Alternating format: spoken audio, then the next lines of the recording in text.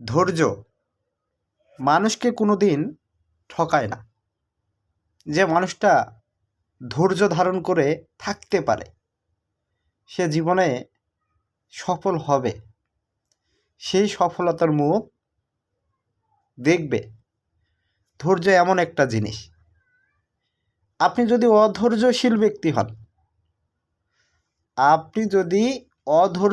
ব্যক্তি হন, আপনি জীবনে সফলতা লাভ করতে পারবেন না। আপনার দ্বারাই সফলতা সম্ভব নয়। কারণ কোনো কিছু করার আগেই আপনি ধৈর্যহারা হয়ে যাবেন, যেটা হচ্ছে না কেন, কখন হবে, কিভাবে হবে, সব কিছু করার আগেই আপনি কি নিজেকে ফেল হিসেবে মেনে নেবেন যে আমার দ্বারা এটা সম্ভব না। তখনই আপনি কি ফেল হবেন, আর ফেল হলেই আপনার দ্বারা কি সফলতা সম্ভব নয়। তো ধৈর্য অনেক বড় একটা জিনিস, অনেক বড় একটা গুণ একটা মানুষের জন্য। যে ব্যক্তিটা ধৈর্য ধারণ করতে পারে, ধৈর্য ধারণ জিনিসটা নিজের ব্যক্তিত্ব জীবনে আনতে পারে, সে জীবনে একদিন না একদিন সফল হবে, সে সফলতার মুখ দেখবেই। তো ভাই, ধৈর্য যেমন কি একটা গুণ, এটা যেমন সফলতা আনতে পারে, তো আরও অনেক ক্ষেত্রে শুধু ধৈর্য থাকলেই হবে না। এখানে পরিশ্রম, কঠোর পরিশ্রম, আপনি যদি কঠোর পরিশ্রম করেন তাহলে কি জীবনে সফল হতে পারবেন। আপনি যদি পরিশ্রম না করেন, আপনি যদি অলস হয়ে থাকেন, আপনার দ্বারা সম্ভব না, তো পরিশ্রমও কিন্তু কি সফলতার মূল চাবিকাঠি। তো সব কিছুর ঊর্ধ্বে একটা জিনিস হচ্ছে লক্ষ্য। লক্ষ্য নির্ধারণ করা। আপনার যদি লক্ষ্য নির্ধারণই না থাকে যে আপনি ভবিষ্যতে কি করবেন, ভবিষ্যতে কি করতে হবে, আপনার যদি লক্ষ্যই না থাকে, তাহলে ধৈর্য এবং পরিশ্রম এই দুটা কি বৃথা। তো সবার প্রথমে লক্ষ্য কি টার্গেট করে নিতে হবে, যে আমি এই স্বপ্নটা দেখেছি, এই লক্ষ্যটা আমি নির্ধারণ করেছি, আমি অনপ্যাসিভ নামক একটা কোম্পানিকে কি প্রতিষ্ঠিত করব, একটা অনপ্যাসিভকে গড়ে তুলব। অনপ্যাসিভ কি হবে, একটা সফটওয়্যার ডেভেলপমেন্ট কোম্পানি হবে, সেখানে অনেক সফটওয়্যার থাকবে, সারা পৃথিবীর মানুষ ব্যবহার করবে, এবং সেখান থেকে আমার ট্রাফিক আসবে, আমার সেখান থেকে আমার আর্নিং আসবে, আমি মাসে লক্ষ লক্ষ টাকা ইনকাম করব। এই ধরনের একটা লক্ষ্য আগে থেকেই আপনাকে কি ফিক্সড করতে হবে। তো তারপর নির্দিষ্ট একটা সময়, যেটা ধৈর্য, এই সময়টা এখানে কি ব্যয় করতে হবে। এখানে আপনার 1 বছরও লাগতে পারে, 2 বছরও লাগতে পারে, 5 বছরও লাগতে পারে কোম্পানিটাকে প্রতিষ্ঠিত করতে। তা আপনি লক্ষ্য এটা তো নির্ধারণ করেছেন, তো আপনাকে একটা কি ধৈর্য ধারণও করা শিখতে হবে। এখানে মিনিমাম একটা টাইম লাগবে কোম্পানিটাকে কি প্রতিষ্ঠিত করতে। তারপর এই জায়গায় কোম্পানিটাকে তৈরি করার জন্য কি যে কাজগুলো করতে হবে, কোন কাজটা করলে ভালো হবে, সেই কঠোর পরিশ্রমটা যদি আপনি এখানে সঠিকভাবে করেন, আপনি জীবনে সফল এবং সাকসেস হবেন। তো যারা ফাউন্ডার রয়েছেন, আপনারা মনে করছেন নন প্যাসিভ কেন আমাকে ইনকাম দিচ্ছে না, অনপ্যাসিভ কেন আমাকে ট্রাফিক দিচ্ছে না, অনপ্যাসিভ কেন আমাকে উইথড্রর টাকা দিচ্ছে না, 6 বছর হয়ে গেল। এই কথাগুলো কিন্তু বারবারই বলছেন, এবং আমি বারবারই কিন্তু আপনাদেরকে উত্তর দেওয়ার চেষ্টা করছি।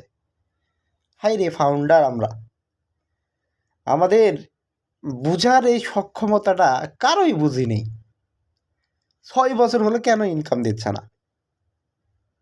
ভাই, কোম্পানি,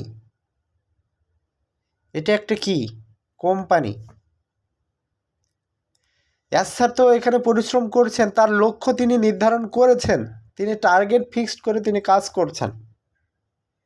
আজকে অনপ্যাসিভ 14 লক্ষ ফাউন্ডারের একটা কি কোম্পানি, অনপ্যাসিভ মিলিয়ন মিলিয়ন কাস্টমারের একটা কোম্পানি। অন প্যাসিভ তার নির্দিষ্ট একটা কি যে সফটওয়্যারগুলো তৈরি করবে সেটা নির্ধারণ করে ফেলেছে এবং সে অনুযায়ী কাজও করছে। আমরা দেখেছি ও কানেক্ট, ও ট্র্যাকার, ও নেট, ও মেল, এই প্রোডাক্টগুলো ইতিমধ্যে ব্যাকহ্যান্ডে অন প্যাসিভ নিয়ে এসেছিল এবং পুনরায় আমাকে সেগুলো কি যুক্ত করার চেষ্টা করতেছে, কাজ করতেছে। তো আমাদের কোম্পানির সিএস প্রোফারে স্যার তিনি লাইভে আসেন, আপডেট শেয়ার করেন, তিনি বলছেন যে কোনো সময় যে কোনো মুহূর্তে এটা অ্যাড হয়ে যাবে। তিনি আমাদেরকে একটা লক্ষ্য নির্ধারণ করে দিয়েছে, আমরা ফাউন্ডাররা অধৈর্যশীল বলে, যে আমাদের ইকোসিস্টেম আসবে, ইকোসিস্টেম আসার পর নতুন ইকোসিস্টেম আসবে, সেখানে ওখানে সংযোজন থাকবে, তারপর থেকে ফাউন্ডাররা আবার কি পরবর্তী চ্যাপ্টারে আপনারা ঢুকে যাবেন, পরবর্তী অধ্যায়ে আপনারা ঢুকে যাবেন। আর স্যার এখানে ক্লিয়ারভাবেও বলেছেন, যখন আপনি পরবর্তী অধ্যায়ে ঢুকবেন আপনি যা কিছুই অন প্যাসিভের দেখবেন আপনি চমকে যাবেন, আপনি আনন্দিত হবেন, আপনি খুশি হবেন। কারণ অন প্যাসিভ আপনার জন্য কি বানিয়েছে, অন প্যাসিভ আপনার জন্য কি করেছে সেটা আপনি দেখতে পাবেন। তারপরে স্যার বলতেছেন আমি কি সফলতার দ্বার প্রান্তে পৌঁছে যাচ্ছি এবং আমি জয়লাভ করতে যাচ্ছি, আমি জিততে চলেছি, আমি কনফিডেন্স 3000% গ্যারান্টি আমি জিততে চলেছি। এই কথাগুলোই স্যার কি বলেছেন। তিনি কি অন প্যাসিভ কোম্পানির সিও, তার বিশ্বাস রয়েছে। তো এখন প্রশ্ন হলো স্যারকে আপনারা কে বিশ্বাস করেন? স্যারের প্রতি আপনার কি বিশ্বাস আছে? আপনি যে ফাউন্ডার পজিশন নিয়েছেন, অন প্যাসিভের সাথে আছেন, এটা কি বিশ্বাস হয়? অন প্যাসিভকে কি আপনার রিয়েল কোম্পানি মনে হয়? অন প্যাসিভকে কি সফটওয়্যার ডেভেলপমেন্ট কোম্পানি মনে হয়? যদি মনে না হয়, অন প্যাসিভ সম্পর্কে যদি আপনি নেতিবাচক কথা বলতেই থাকেন, মনে করবেন আপনার টাকাটা মার গেছে,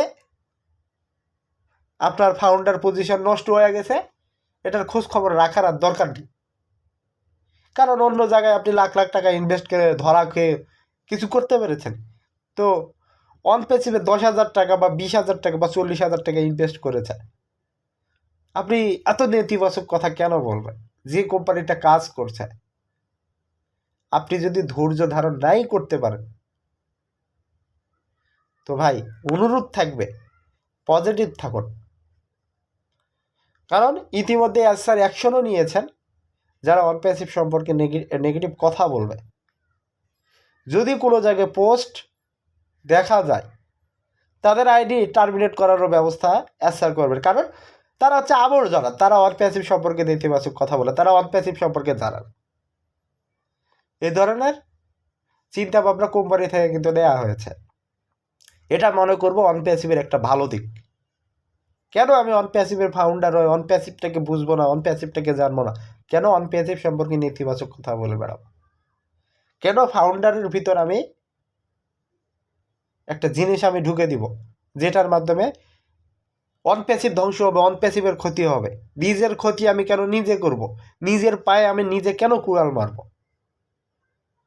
তো যারা ফাউন্ডার রয়েছেন, এখানে 14 লক্ষ প্লাস আমরা ফাউন্ডার রয়েছে, আমরা যদি হাতে হাত রেখে কাজ করি, আমাদের সফলতা কেউ ছিনিয়ে নিতে পারবে না।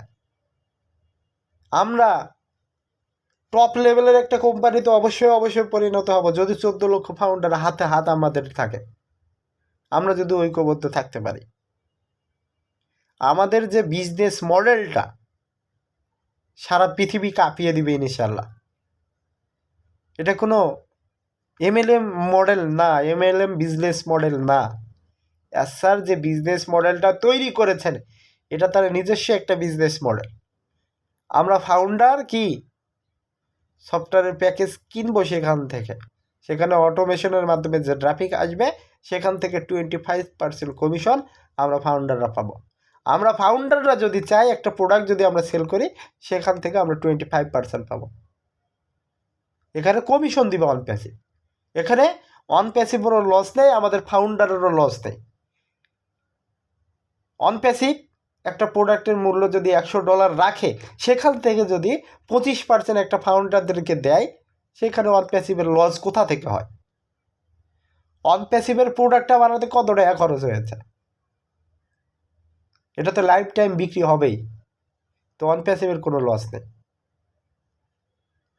তো যারা ফাউন্ডার রয়েছেন এখানে ধৈর্য রাখুন, বিশ্বাস রাখুন, নতুন ও কানেক্ট, নতুন ইকোসিস্টেম এগুলো আসবে, KYC verification, pending, withdraw, traffic, package activation, এই বিষয়গুলো থাকবে। তো আপনাকে এখানে ধৈর্য রাখতে হবে, বিশ্বাস রাখতে হবে।